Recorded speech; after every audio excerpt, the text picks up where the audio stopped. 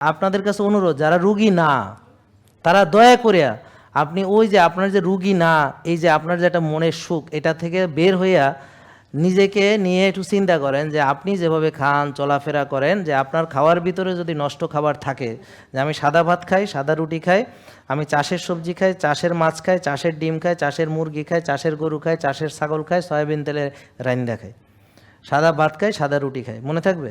যদি এগুলা খাই আর পাশের সাথে যদি আরও দাওয়াত খাই, কমিউনিটি সেন্টার খাইয়ে ফেলি, বুফে যদি খাইয়ে ফেলি, তারপরে ওই কোল্ড ড্রিঙ্কস যদি খাইয়ে ফেলি, তাহলে তো কোনো কথাই নেই। হ্যাঁ, তারপর কেক কোক তো আছে, তারপর ফুচকা, বেলপুরি, ঝালমুড়ি, তারপর হচ্ছে যে কি বলে আইসক্রিম, আর কি আছে জানি, সিঙ্গাড়া, সমোসা, ফ্রেঞ্চ ফ্রাই, সবচেয়ে নিকৃষ্ট খাবার জিলাপি। হ্যাঁ, এরকম ধরেন যদি আপনার আর হচ্ছে পেঁয়াজু, বেগুনি, ছোলা বুট, বুরিন্দা, হ্যাঁ, শাহি জিলাপির সাথে মাইখা, এরকম যদি আপনার খাওয়া থাকে, তাহলে শিওর থাকেন আপনি রুগী হবেনই, খালি অপেক্ষা করেন।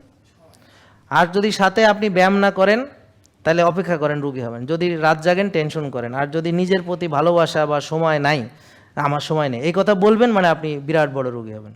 তারপরে প্যারালাইসিস হয়ে যেমন ওর গালা যেটা শুয়ে আছে, ওর এখন সময়ের কোনো অভাব নেই, সিলিং দেখতেছে, এখন কোনো সময়, এখন সব সময় আছে, এখন পোলাপান কই আছে, সংসার কই আছে, বাচ্চা কই আছে, এখন এখন মেলা সময়, এই এখন হ্যারে, এখন পুরো সময় আছে, কিন্তু তখন সময় ছিল না।